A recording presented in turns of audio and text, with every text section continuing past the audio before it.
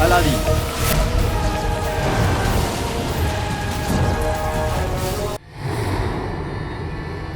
বাবা, বাবা সব ঠিক আছে তো? বাবা তুমি তুমি এত হাঁপাচ্ছ কেন? আসলে রাজকুমারী মহামান্য বাদশাহ খুব রেগে আছেন। ওই অপদার্থ জেন আপনার সাথে এরকম ঘটনা ঘটিয়ে ফেললো, আমার হাত থেকে বেরিয়ে গেল। কচু পোড়া, নিজেকে সামলাতে হবে। আমি এই পরাজয় একদম বরদাস্ত করবো না বজির আলা। ও এভাবে কিভাবে পালাতে পারে? এতে আপনারই দোষ আছে।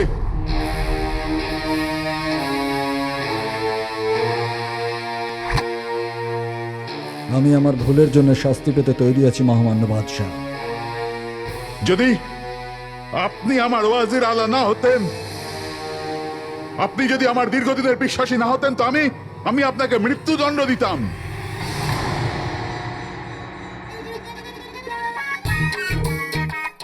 রাগের মধ্যে নেওয়া সিদ্ধান্ত সবসময় ভুল হয়।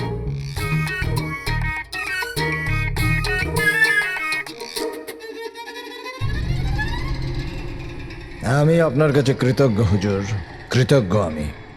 বাবা তোমার সাথে আমার কিছু দরকারি কথা আছে, একান্তে।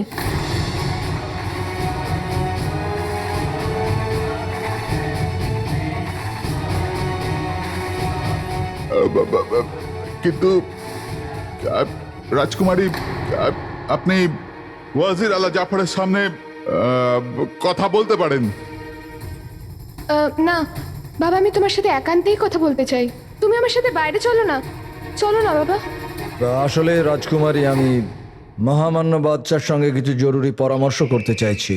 ওয়াজির আলা, আমি বাবার কয়েকটা মুহূর্ত শুধু চাই। বাবা, আমি তোমার সাথে খুব জরুরি কথা বলতে চাই। রাজকুমারী, আমি তোমার কক্ষে যাচ্ছি। হ্যাঁ প্রীতি, বাবা চলো না আমার সাথে। কিন্তু রাজকুমারী, আমাকে বাবা তোমাকে আমার দিব্যি যেতেই হবে। চলো না বাবা।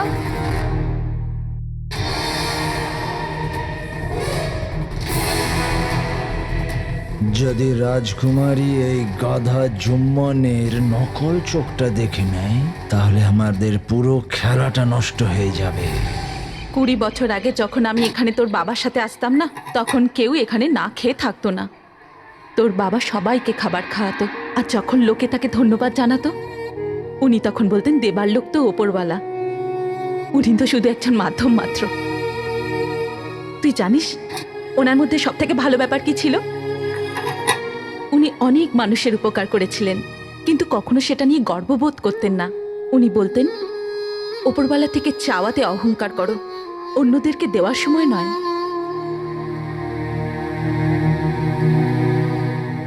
মা, বাবা এত ভালো ছিল, তাহলে লোকে ওনাকে বিশ্বাসঘাতক কেন বলে?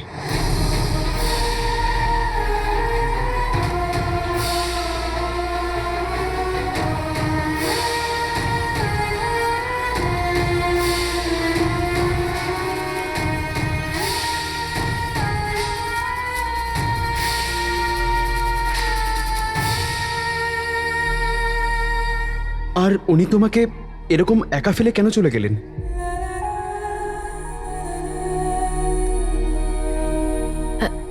অনেক দেরি হয়ে যাচ্ছে, আমাদের যাওয়া উচিত। চলো।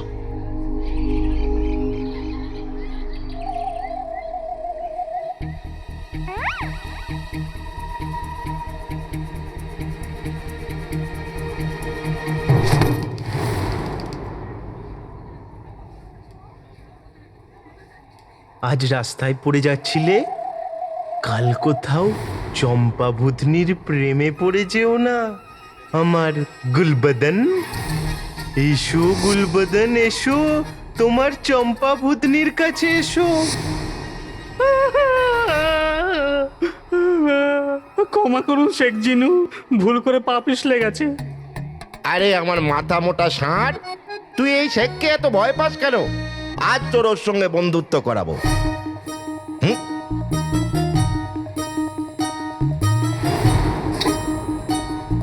আমি তো বন্ধুত্ব করার জন্য কবে থেকে অপেক্ষা করে আছি গুলবদন। এসো। না বাবা, এর সাথে আমি হাত মেলাবো না, না মেলাবো না, মেলাবো না বাবা। মেলা। রুকসারের রান্না করা খাবারে বমির ওষুধটা মেশানোর এটাই বড় সুযোগ। ও মা, হুম বোঝাও তোমার স্বামীকে আমি এই শেখ জিনুর সাথে বন্ধুত্ব করব না।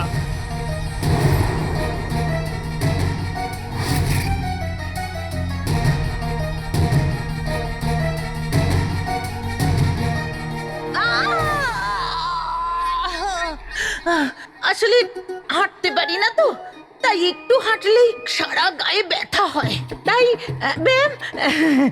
মুখ তো খুব চলে তোমার, ওটা তো কখনোই আটকায় না।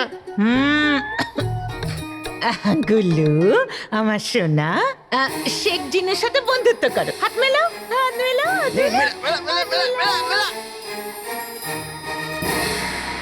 এসো গুল্লু, বন্ধুত্ব করো, হাত মেলাও।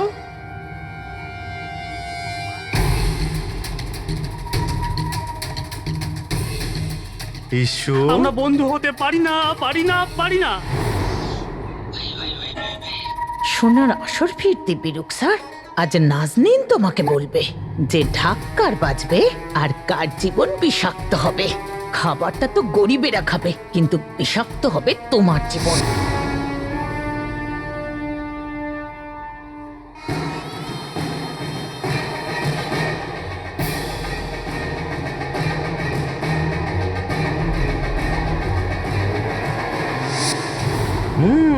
গুল্লুর বাচ্চা, তুই আমায় হাতি বলেছিস, আমার সবচেয়ে প্রিয় পেটটার অপমান করেছিস। এবার দেখ, এটা ওটা দেখাও সবটা জাদু বলে করব টোটকা। পেটের অপমান আমি করব না সহ্য, গুল্লুর মুখে পড়ে যাক ধুলো।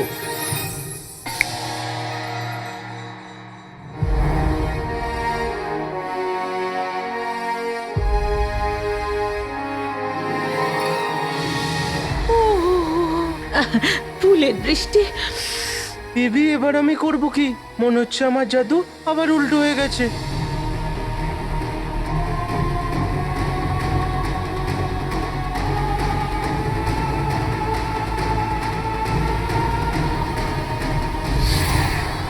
আরে বাহ, এই ফুলগুলো কোথা থেকে এলো?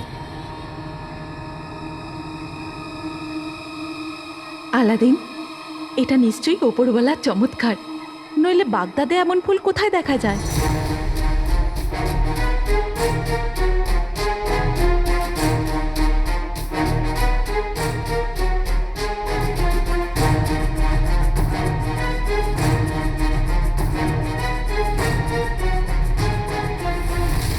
আগে এটা মিশিয়ে দিই।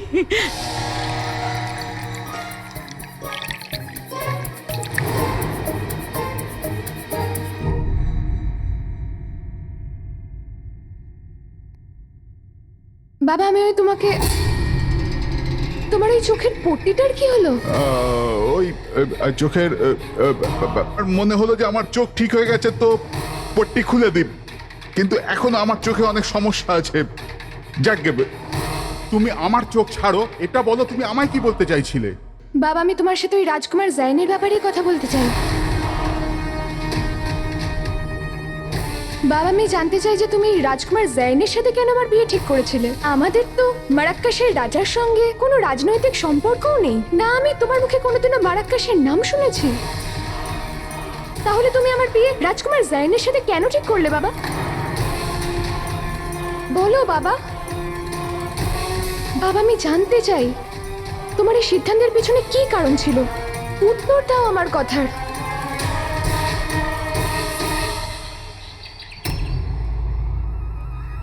যাক গেল, বাগদাদে আকাশ থেকে ফুল ঝরে পড়বার কারণ তো শুধু একটাই হতে পারে, জিনু। জিনু সত্যি বাইরে আসুক, তার আগে আমাকে ওকে আটকাতে হবে। মা, তুমি এখানেই দাঁড়াও, ওরা এভাবে হাঁটলে আমরা তো দরগা পৌঁছাতেই পারবো না। আমি নিয়ে আসছি, ঠিক আছে?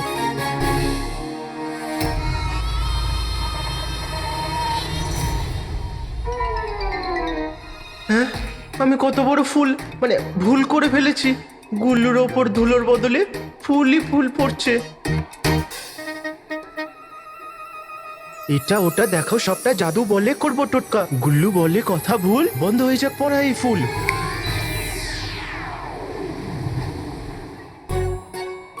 থেমে গেল। যাক গলা,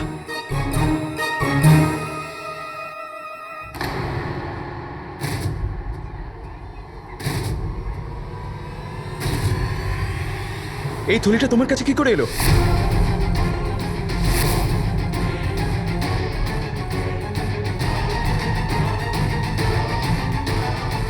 সোনার আসর ফির দিব্যি, একজন ক্ষুধার্ত মানুষ দুগাল খেতে পারবে না নাকি?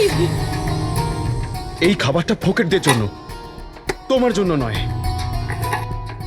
আলাদিন, স্বভাবে তো আমরাও ফকির, তাই না? হ্যাঁ, না ঠিক আছে। বেগম, কাজ হয়ে গেছে তো? নাজনীন যে কাজে হাত দেবে সেটা সফল হবে না। ওষুধটা খাবারে মিশিয়ে দিয়েছি। আলাদিন, সোনার আসর ফির দিবি তুই জানিস, আর তোর মা জানে, আর জানে ফকিরদের খাবার। চলো। জিনুর বাচ্চা কাকির কাছে এই থলিটা কি করে গেল? আমি যদি সময় মতো না পৌঁছাতাম তাহলে উনি পুরো খাবারটাই খেয়ে নিত। আর এই ফুলের বৃষ্টি কি করে হচ্ছে? ওটা তো চুপ, একদম চুপ কর তুই। আমি তোকে বারণ করেছিলাম না যে জাদু করবি না তুই? এবার শোন, এবার যদি কোনো জাদু করিস তাহলে তোর রক্ষে নেই। আকা, হাঁটতে হাঁটতে হাঁপিয়ে গেছি তো। কোলে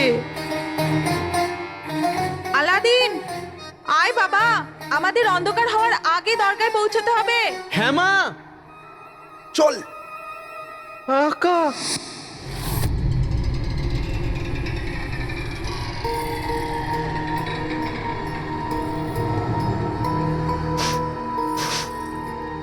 এই ফুলের সুগন্ধের জন্য আমি তোমাকে সইতে পারছি না, কালো চোর।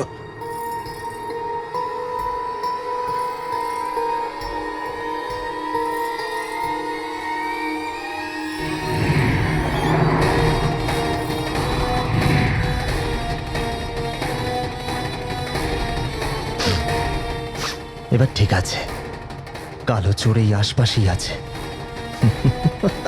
আমি তোমাকে কিছুটা মুহূর্ত দিয়েছিলাম কালো চোর, কিন্তু এখন আর নয়।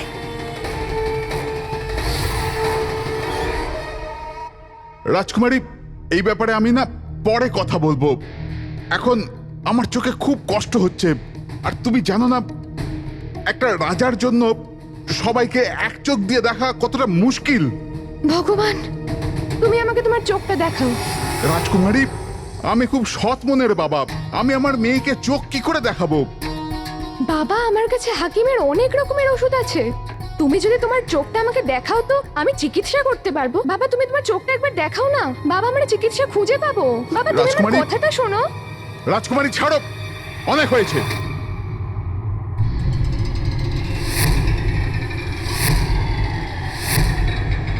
আমি তোমাকে আমার চোখ দেখাতে চাই না, মানে দেখাতে চাই না। তুমি তুমি যাও এখান থেকে। আমার কাছে তোমার ফালতু প্রশ্নগুলো ছাড়াও অনেক কাজ আছে।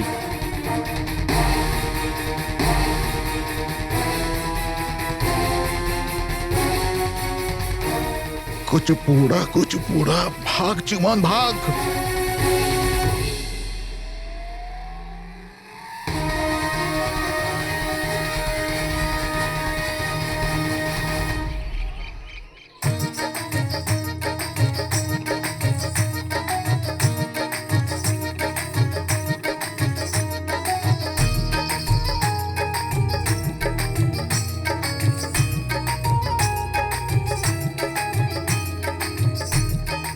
আমরা ফকির বাবার দরগায় পৌঁছে গেছি।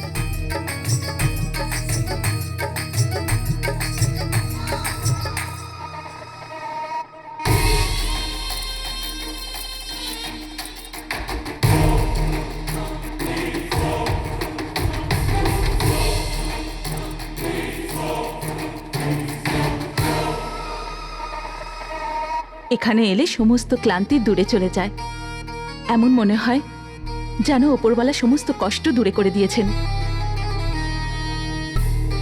আল্লাল হাবিবি, এবার আমি করব কি? তাড়াতাড়ি চল, নামাজের সময় হয়ে গেছে। আয়।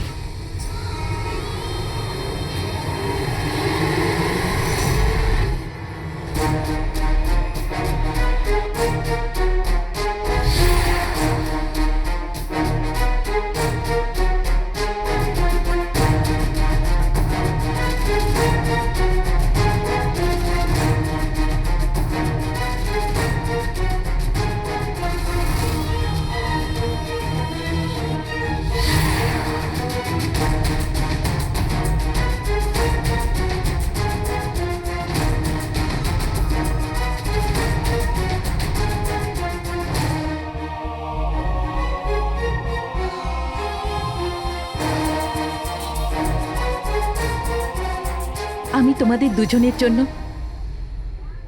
আর তোর বাবার জন্য প্রার্থনা নিশ্চয়ই করব।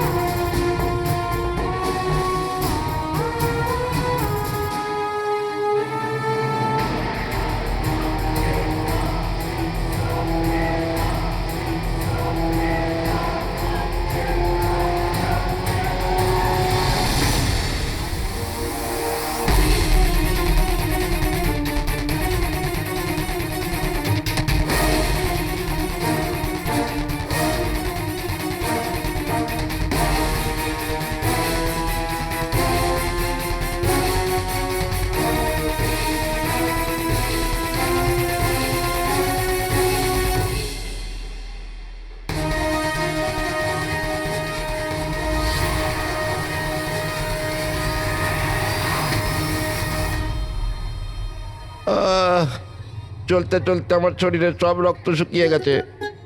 এমন হবে না তো এই দরগাতেই আমি আল্লাহর প্রিয় হয়ে যাব। ওপরওয়ালা আমার নয়, ওনার ইচ্ছেই পূরণ করে দিন। বাবা এই নাও এটা কি? তোমার দলিল, যেখানে সবকিছু আমার নামে লেখা আছে, শুধু এখানে একটা আঙুলের ছাপ দিয়ে দাও। আঙুল কেন? পুরো হাতের ছাপটাই দিয়ে দিচ্ছি। বাবা যেটা করতে এসেছি সেটা আগে তো হ্যাঁ। করি।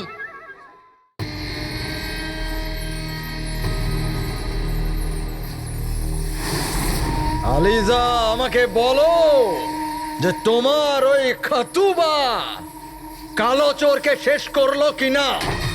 আলিজার অনুপ্রেরণায় খাতুবা কালো চোরের কাছে পৌঁছে গেছে,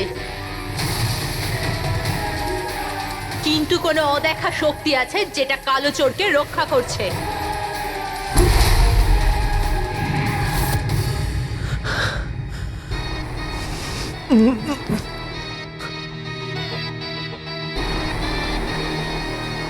কালো চোর এই পবিত্র জায়গার ভিতরে গেছে। আমি ওখানে গেলে পুড়ে যাব। কখনো না কখনো তো বাইরে আসতেই হবে কালো চোর। ততক্ষণ আমি আর আমার বিষ তোমার অপেক্ষা করছি।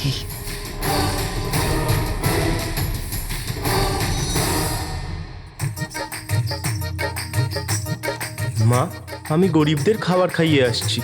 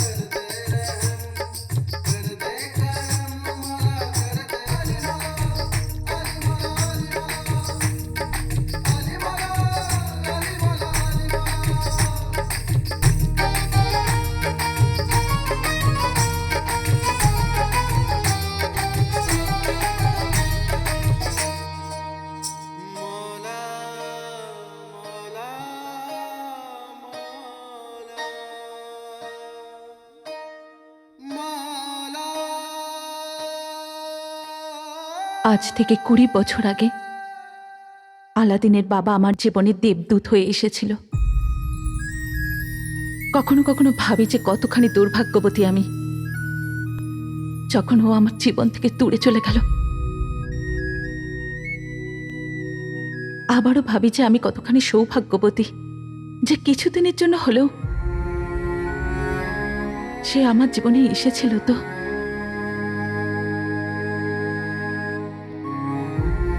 যখন ও আমার জন্য কোনো গয়না আনতো, তখন আমি ওকে বলতাম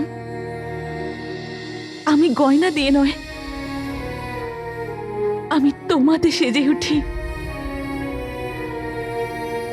ওনার সাথে কাটানো প্রত্যেক মুহূর্তের জন্য তোমাকে অনেক অনেক ধন্যবাদ।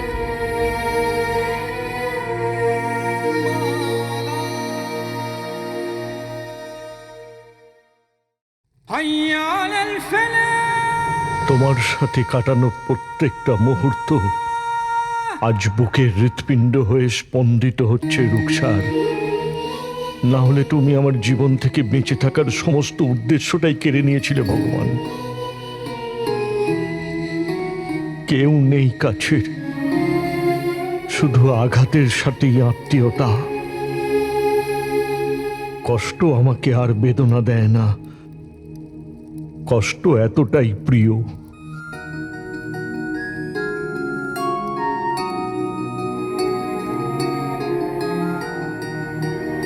আজ বিবাহ বার্ষিকীর দিনে পুরনো ক্ষত আবার তাজা হয়ে উঠল।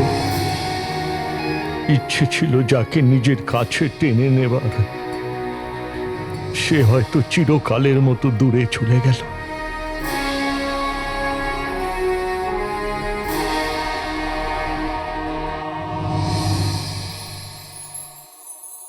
কষ্টের মধ্যেও হাসতে শিখতে হয়, আমিও শিখে নিয়েছি।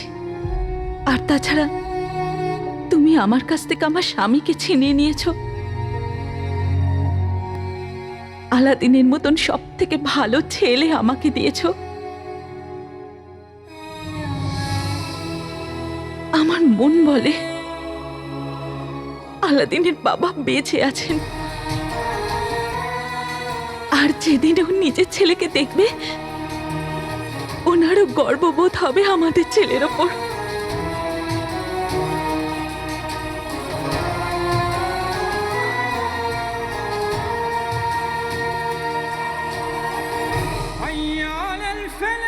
আমার রুকসার, আমার অহংকার, আমার শক্তিও,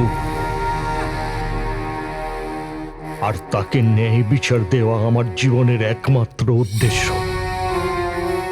এবার সব অপরাধীর বিচার হবে।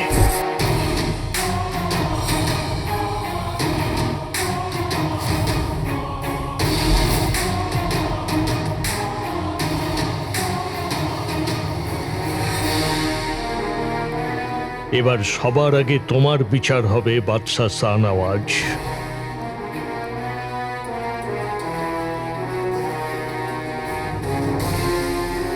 জ্ঞান ফিরলেই তোমাকে জবাব দিতে হবে। তুমি আমার স্ত্রীকে কেন মেরেছ? আমার বাড়িটা কেন পুড়িয়ে দিলে? আমি তো তোমার সব থেকে বিশ্বস্ত ছিলাম না? এই পরিণাম দিলে আমার বিশ্বস্ততার। আজ এই ছুরিটা তোমার রক্তে রাঙিয়ে দিয়ে আমার উদ্দেশ্য আর আমার রুকসারের ন্যায় দুটোই সম্পূর্ণ হবে।